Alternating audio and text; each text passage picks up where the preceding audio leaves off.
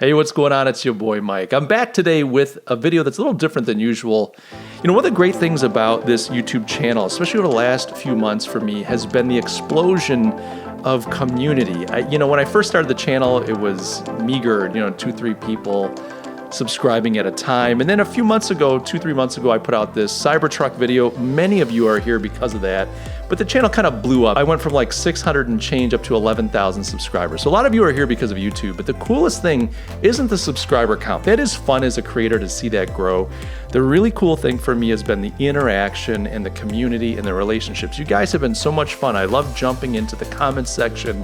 I love mixing it up with you guys. Even the trolls, you trolls out there, when we mix it up a little bit, often you will come back with a kind and gracious response as we go back and forth. And I'm grateful for that. For me, that's just a lot of fun. It's what makes this channel worth it. It's what kind of motivates me to do more. So I thought the other day it would be great to do an AMA, an Ask Me Anything. And so yesterday afternoon on Friday, I threw a request out. What kind of questions do you have for me? Marketing, branding, entrepreneurship, personal, anything, just throw them in the comments below. And so we're gonna go through some of those questions.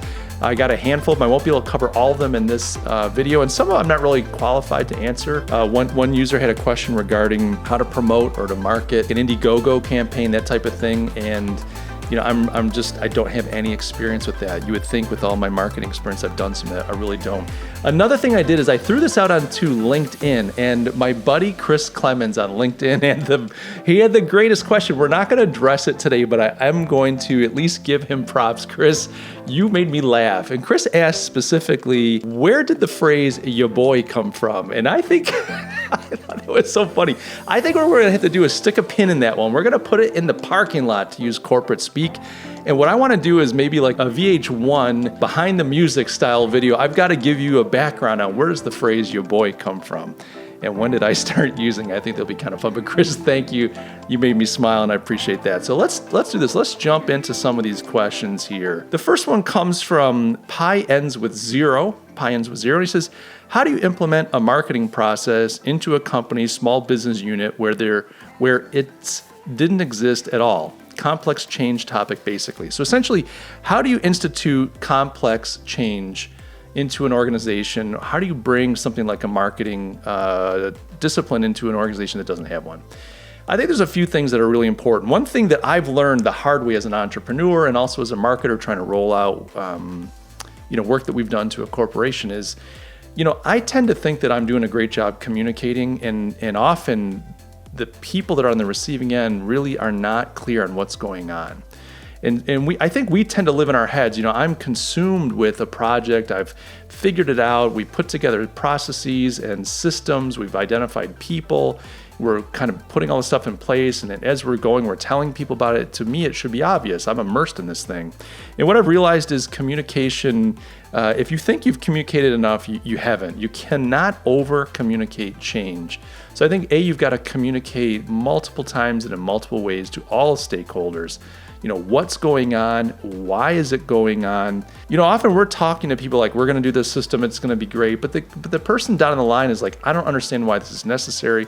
I don't get it. So for me, the big key, it's communication. It's being very clear, communicating multiple times in multiple ways. And then secondly, making sure that you're couching in terms of what they do, how it relates to their work, and how they contribute to the organization. Now, the second thing that is really important, and this is kind of assuming that you've got buy-in from the executive leadership, et cetera. But the second thing I think that is really important to understand is this concept, and I won't even get the right phrase, but if you think about the bell curve, every population has a bell curve. There's always that kind of center of the bell curve. There's the early adopters. There's the laggards that come kicking and screaming. And there's the people in the middle that, they'll adopt when it becomes popular. And what we tend to do is we always focus on that middle. Let's say it's a company with 2,000 people. We're focused on trying to get all 2,000 people to understand. And when I talk about communication, you need to do that. You need to do company-wide communication. But if you want people to really take this thing and make it obvious throughout the organization, you kind of need to do what Christ did. He picked 12 apostles. And what you want to try to do is find those early adopters, those people that are very early on in that bell curve, the people that like to take risks, that like to try new things, that want to be on the bleeding edge of things like technology and experiences, etc. They're not the ones kind of waiting to see how things are going to pan out. They're not worried about losing something like their time or revenue. They're just interested in new things. If you can find those people within the organization, there's some ways to kind of help those people self-select and get them on board. If they can get on board and become champions of this thing and own it, this implementation, then what you'll find over time is other people want in, because these people kind of spread the gospel of this new initiative, these new systems, and how they're going to help.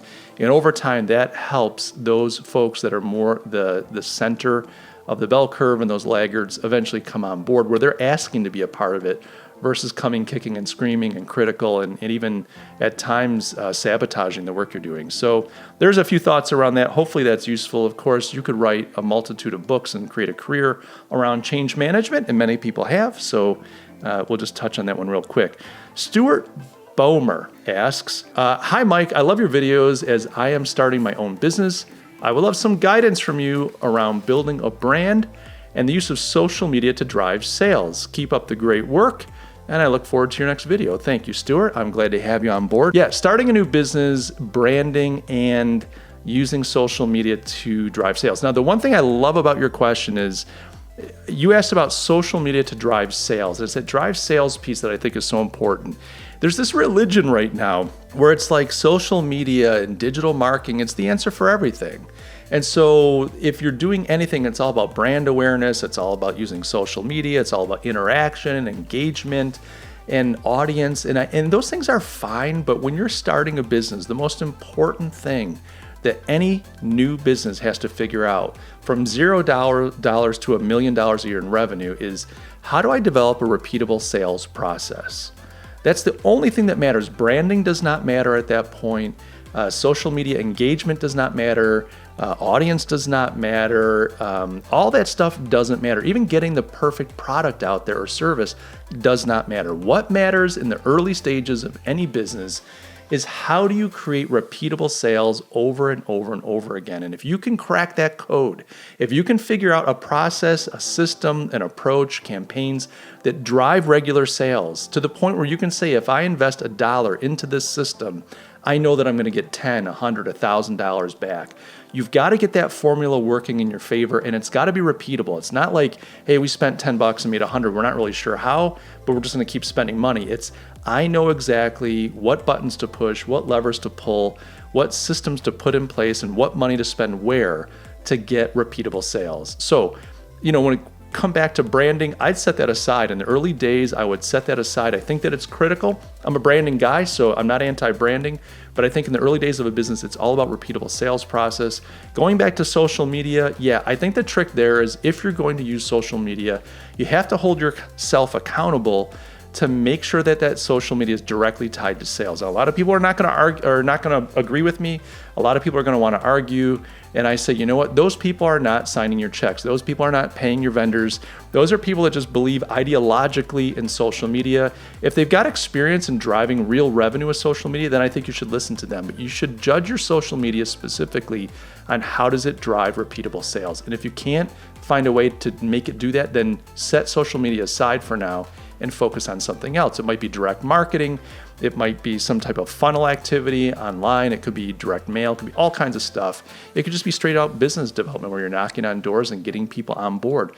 Once you've got that momentum, then you've got a business that's humming, and you can start looking at other things like brand building exercises, social media presence, audience, inbound marketing, etc. I hope that's useful, Stuart. Thank you for the great question. ES 1911 somewhere.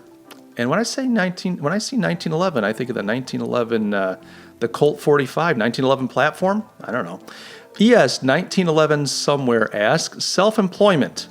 I have an idea, but more than a handful of fears hold me back as hurdles. What's my first tiptoe step got to be? All right, so he wants to know, I've got this idea, but I'm nervous, I'm fearful about stepping out on my business. What's my first step got to be? There's so many things I could tell you. I mean, it's such a broad, wide open question. It could be things like, are you financially viable? Do you have enough money in the bank to go 6 months? Or all these things. I think the first thing in any situation is to look at your idea and test it. Is there a way to test your idea without spending too much money, without risking too much? I think the more you can test an idea, so a lot of folks want to perfect their idea, they get focused on it, they want to make it just, I'm just working on this concept of when it's perfect, I'm going to bring it to market. Other people are trying to get all this money in the bank, they're trying to get investors. I think the best thing you can do at this stage is try to find a way to test that idea for free, for cheap, prototype it, do it rough, do it down and dirty, sit down with people. There's got to be some way to test your idea and see, is it something that the market wants? And what problems is this thing solving? What's the value that it is bringing to the market? Which people are interested in it? I think build a bit of a business case for yourself. I think the more that you can understand the true potential of this idea by testing it, even if it's down and dirty and rough, the more comfortable you're going to feel about jumping out. And secondly, and probably more importantly, the more you're going to be able to modify it and tweak it to make it an idea that is viable. Often our initial idea is good, but it's not the final idea that the market wants. And so take some time, test it as much as you can, be creative in that, and then from there start thinking about what are my opportunities, what are my risks, and what am I going to need to make it to market. Thank you. All right, next question. This is a great one. I love this one. Alexander Capital. He wants to know the waiting response time frame from other people in business is killing me, especially when there's uncertainty when they are going to get back to us. It would be helpful if you could share how you cope with it. Now, I asked a follow-up question to Alexander to make sure that I understood this, and he said, this is really around sales. I have sales meetings, I engage with people via sales, and then I'm left waiting to hear from them, and we don't get, response times. We're kind of just hanging out there waiting for a long time. How do you accelerate that? How do you move that thing forward? And I think for me, and I don't know a lot about what you're selling, I don't know what your sales process looks like, but for me, in my own personal experience, what I'm always trying to do, I'm not trying to sell what I have to everybody. I'm trying to find people that need a problem solved that I can come in and help them solve. And so early on in that sales process, whether it's reaching out via email, whether it's phone calls, whether it's the first meeting, and as we go through the process, I'm always in a problem-solving diagnostic mode. I'm always trying to help them solve their problem. I'm not there asking them for their business. I'm not there begging them, do you have some time? I'm not saying, please, could you? I'm saying to them, I think I've noticed something. I think I can help. I think there's an opportunity that I might be able to, help you meet your goals, solve this problem, make some revenue. I'm doing the legwork. I'm trying to figure out what their pain is. And then I'm reaching out to them, offering to help them with their pain. And people that are interested in getting help are going to say, yeah, I've got a few minutes. Let's engage. And other people that don't value that type of thing or don't think with that type of mindset are going to just ignore me. And I just move on. So, there's a little bit of volume there. You end up going through maybe a lot of people. I'm not sure what your whole biz dev process looks like. But for me, it's the footing. It's like, what footing are you on? Are you asking? Are you begging in a sense for someone's time? Or are you there saying, we're experts, we have something that's going to transform your situation, help you meet your goals, give you more money, time, happiness, and entertainment? And if you've got something of value to offer, then I think that you shouldn't be waiting too much. Absolutely follow up with people. You need to have a campaign where you're touching multiple times. People often want to get in touch with you, but they're busy and they don't respond when they mean to. And then following up, often they're grateful. They're saying, I'm so glad you got back to me. I meant to get in touch, but I didn't. But that's how I deal with it. I just don't wait. I do follow up, but I'm not putting myself in a passive position. I am taking the lead and solving their problems. And if they want to get those problems solved, well, then they need to get in touch because we're going to have a great conversation. Okay, Bobble Tech, my good friend Robbie P. asks the top 5 steps to buy a business from a retiring owner. Boy, and I did not make notes about all these. The top 5 steps for buying a business from a retiring owner. I think, I don't know if I'm going to give you a 5, Robbie, but it's a fantastic question. I've got a video on the greatest transfer of wealth in American history, actually in world history. I'll put a link right here. Essentially, the idea being there's I forget the number now because I did this over a year ago. There's $30 trillion in wealth that's being transferred because you've got this giant baby boomer generation that's aging out. A lot of that is stocks and bonds and real estate, but a lot of them are small business owners, privately owned businesses, and they don't have someone to buy that business. So what can you do to be ready for that. Now, I'll link it up here because I would love for you to go check it out. I do give some advice. It's not a great video. It's one of my earlier ones. I look at it and kind of cringe, but there's some good advice there. I think a few things you need to do. I think you need to have good attorneys and good accountant relationships. They don't all have to be people that you're retaining. You should be talking to these people. They have those folks as clients, so they're talking to them. They know the people that are looking to unload businesses. They're the ones looking for buyers. They would help them. So I think you want to have some folks there. I think you have to have your financial house in order. You know, whether you're going to get money from a bank, you need a line of credit and a corporate account, or you're going to do some type of deal where the owners are willing to hold paper. You have to have a personal financial statement that looks healthy. You don't need to be a millionaire or a billionaire. I think you want your credit score really good. I think you want your finances in good shape. I think you want a couple nickels in savings. Like, you need to show that you're responsible. And I think that the last thing, I know this isn't 5, it's really about relationship building. You're not going to necessarily walk in off the street and do a deal unless you're in a position to do that kind of thing.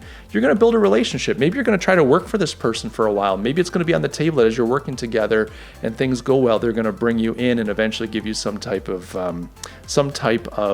stake in the business. I think you need to be financially and legally savvy. I think you have to understand things like agreements, buy-sell agreements, and partnerships. I think you need to be smart on the area of how to evaluate a business.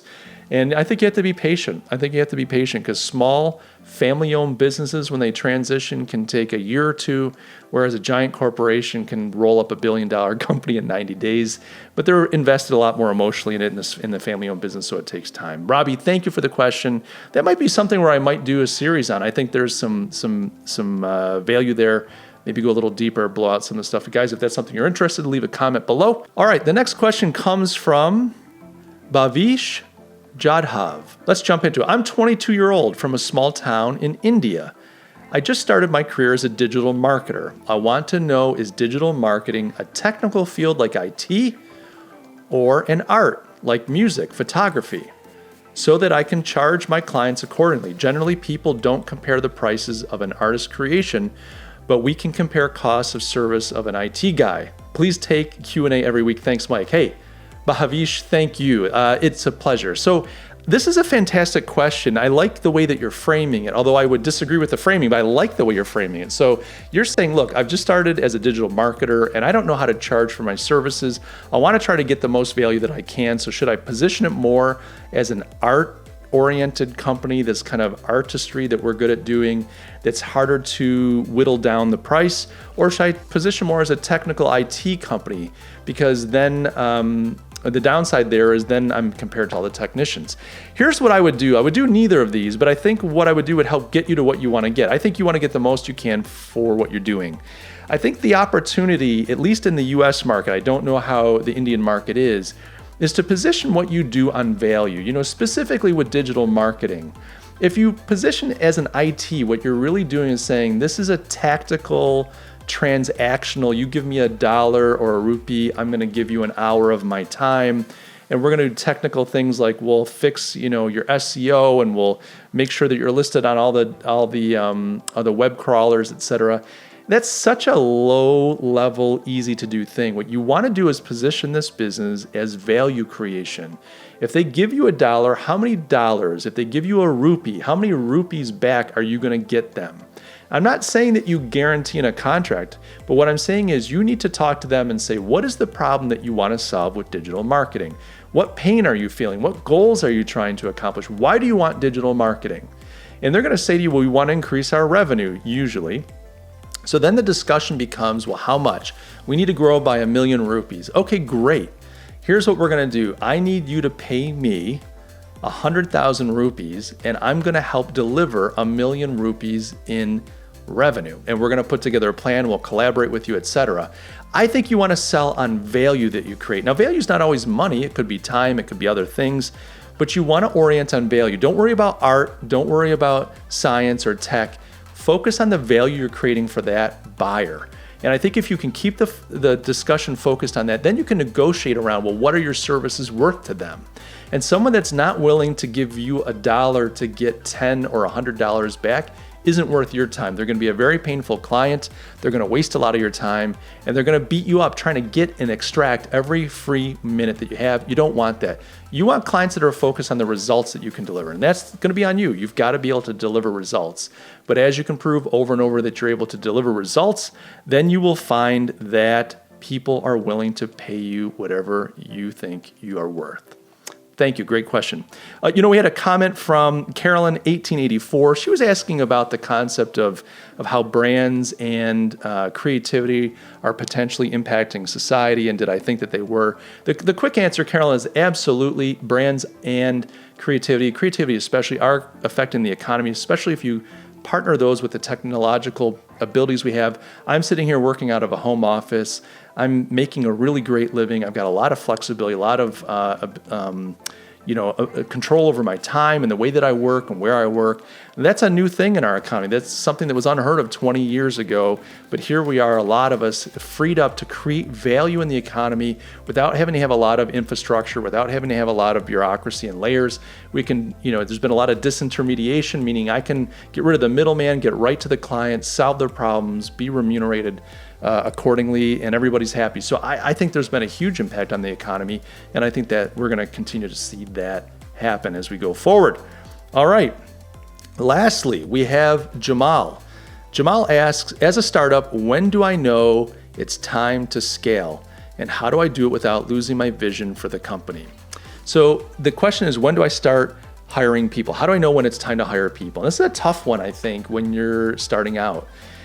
Essentially, what I like to think about is if you look at your employees or yourself, let's say you're the only employee in the company right now, you kind of want to look at things like revenue per employee. I think you want to get a certain ratio. And when you think about an employee, let's say the employee makes $50,000 a year. Let's say you've got 2 or 3 employees. When every employee is making 3 times their own revenue, as an example, I think you have to do your own math here. But you kind of want to get an efficiency ratio for each employee. And what you want to do is figure out, well, how many hours does each employee work in a year? What kind of revenue, or what are they paid? And then you figure out, well, how much do I need each employee to make? Meaning, if I'm paying an employee $50,000 a year, $50K covers their salary. The next $50K covers things like rent and the cost of doing business and expenses and some of their benefits. So maybe that's $100,000. And then the next $50K would be your profit. So you need each employee to make 3 times what you pay them. This is just theoretical. You'd have to do the math here and figure it out on a per employee basis. But if you know that, then you look at your revenue and say, okay, right now, what is my revenue? How many employees do I have? And you start to develop a ratio. And when you're at that point where each employee is throwing off 3 times their revenue, so let's say it's you're paying yourself $50K and you're making $150,000. If you can sustain above that for 3-4 months, if you can really push, now you're making more than 3 times your income, that's a good point to say it's time to scale. It's time to bring someone on. Now, I think as far as vision, I think that's a whole thing about culture and fit. It depends on the person, what motivates them. The more you understand what motivates you, why you get out of bed, what your company stands for, the easier it's going to be to find people that fit that. So hopefully that is useful to you. Guys, this is a lot of fun. I hope that you enjoyed it. And if you would do me a favor, smash that like button. Tell the YouTube algorithm that, my goodness, Mike Gastin, why he's a man that you should be promoting. Guys, as you know, I'm grateful for your time. I love doing these kinds of things. We'll maybe make this a regular feature. Let me know what you think in the comments below. Please know that I love you, and I'll catch each and every one of you in the next video. Cheers.